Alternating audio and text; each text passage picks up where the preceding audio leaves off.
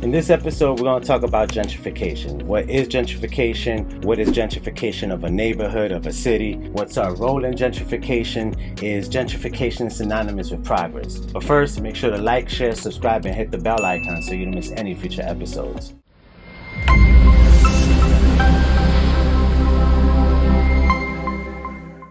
Hello everyone, I'm Robert Carrillo, President and Associate Broker at Carrillo Group CA&Y.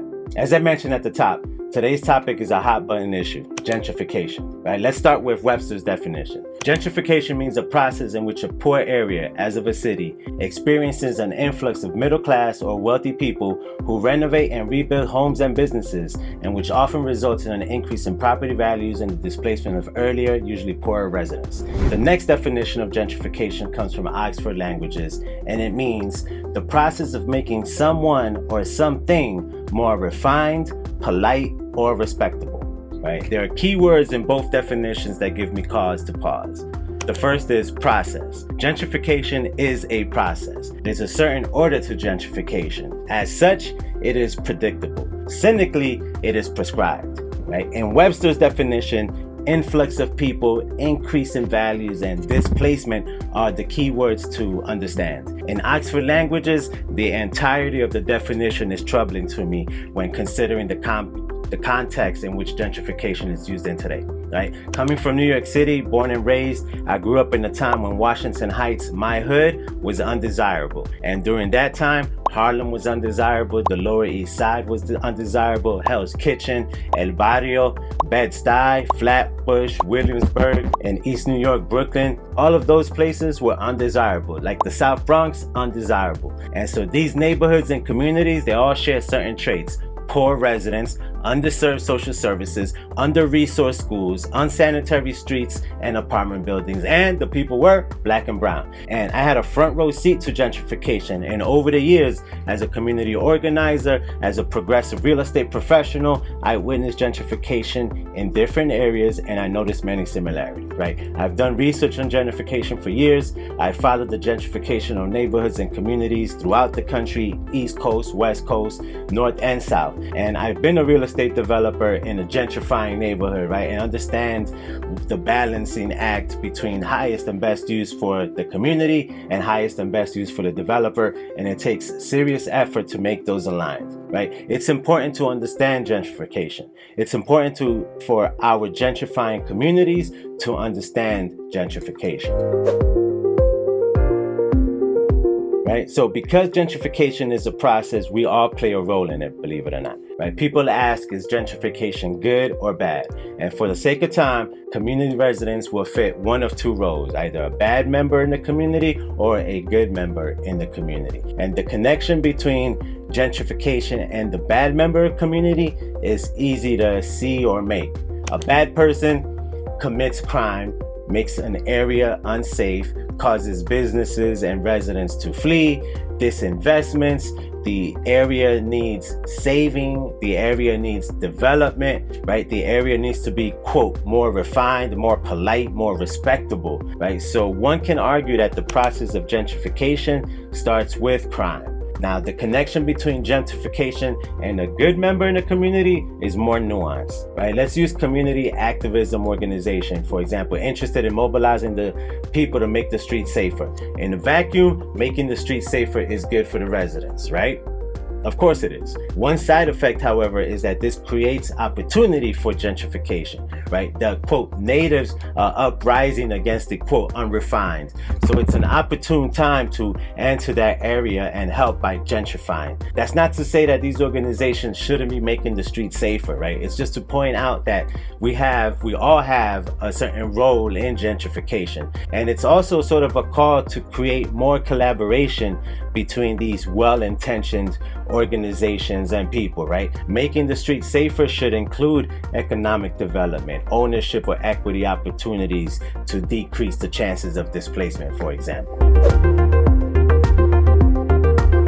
To me, the most important part of gentrification and the part that I have issue with the most is the displacement. By definition, gentrification involves displacement. That is why at the root of it, I am anti-gentrification. The influx of higher income earners displaces natives, and not just by physically removing them from their residence, right? Which happens in the form of higher real estate values and higher rents. But as the neighborhood is gentrified, natives have to move. Right? That's one form of displacement. Another form of displacement could even be more detrimental to the community and to people in general, right? As the old neighborhood is gentrified, new businesses come in. And you know the first one, right? The coffee shop. The one that sells coffee for like 5 times what you could pay at the donut shop for, right? Then comes the vintage store, then the pet spa, right? And so services that are unique and only affordable for the new residents. And of course, if you're a part of that old community and you can afford it, this is all great. This is what you've been clamoring for, right? But for the majority of the rest of the folks who can't afford it, this could be torturous, right? So how about, like, now that gentrification is happening, politicians do everything they can to ensure the roads are smooth, right? There's better transportation, there's more funding for schools, better policing, etc., right? The natives could have used those too. Or does the new money invite the natives to participate in their equity grab, right? The point here is that displacement isn't just physical. I think it's important to talk about gentrification today because we're still seeing gentrification, and we're seeing it out here in the Inland Empire, specifically in San Bernardino, right? And unlike where I've seen gentrification before, the San Bernardino landscape is huge, and how gentrification plays out will be even more nuanced than in other places. But make no mistake about it, gentrification is here. Some people say it's about time, and we need to clean up our streets, we need to get rid of the homeless, but those folks don't realize how gentrification creates homelessness, right? Creates opportunities for other crime. Those folks don't realize that if the resources that eventually get used for the newcomers were used for the natives, they wouldn't be clamoring for gentrification, right? So it's election time coming up, right? So politicians will use a lot of words to disguise, and honestly, that's giving them a lot of credit if they thought about the connections, but they'll disguise gentrification with words like new developments, progress, changing demographics. In a vacuum, yes. Progress when coming from progressives, yes. What is progress for a conservative but more conservatism, right? To think critically of gentrification requires a deeper understanding of the causes and effects, right? I barely scratched the surface here, and I hope it's piqued people's interest in gentrification. So if you're watching, connect with us to continue the conversation, right? Seeing the connection is pretty fascinating, and working on leveling the playing field is pretty impactful. And it's easy to say that new buildings and new wealthier residents are good for any community, right? It's not easy though to delve deeper and ask the tough questions, give the tough responses. When you've seen it like I have, when you've been around gentrification, when you've studied gentrification, it's not hard to make a correlation between systemic racism and gentrification, right? But that's, again, taking it to another level. Gentrification is not easy by any means. Again, right? By definition, gentrification involves displacement. That's one. Second, it intends to change people. And I don't want either necessarily, right? So we need a new word altogether. I welcome new developments, responsible developments, right? Ones that benefit the communities in which they're created. I welcome new residents, right? So long as they're willing to adapt to their new surroundings rather than impose their rules necessarily on the natives, right? Welcome the new shops, welcome innovation, new ideas, as long as they consider the natives, right? As long as they include natives, as long as they allow the natives to participate as well. Look, I welcome politicians and government doing what they can to allow for new investments, so long as they're doing it or doing those things during the off-election years as well, right? As long as they commit to creating housing and employment opportunities in line with the changing landscapes in certain communities, right? When opportunities are created for natives, they take them and they do stuff with them. They take advantage of them. When they're given opportunities, they come back to their communities, right? They come back. They keep traditions alive, right? They bring wealth back to their communities, and right? That's a whole other effect of gentrification. The changed landscape eliminates what home was, right? So people don't come back when gentrification happens.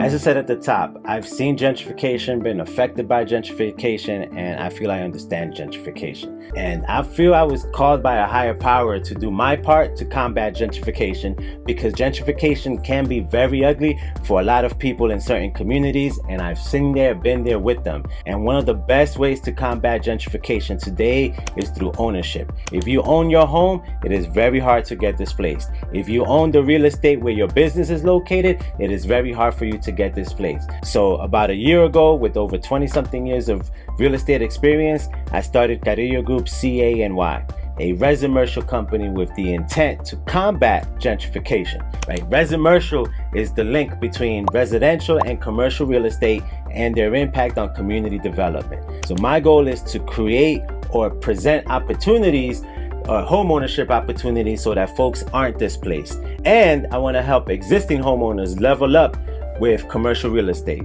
When you own and gentrification rears its ugly head, as it usually does, people can opt to cash out instead of get pushed out, right? And so that's gentrification in a nutshell. So don't forget to like, share, subscribe, and hit that bell icon so you don't miss any future episodes. Again, I'm Robert Carrillo. Thank you for tuning in. We are Carrillo Group CA&Y, where we do real estate with purpose. Peace.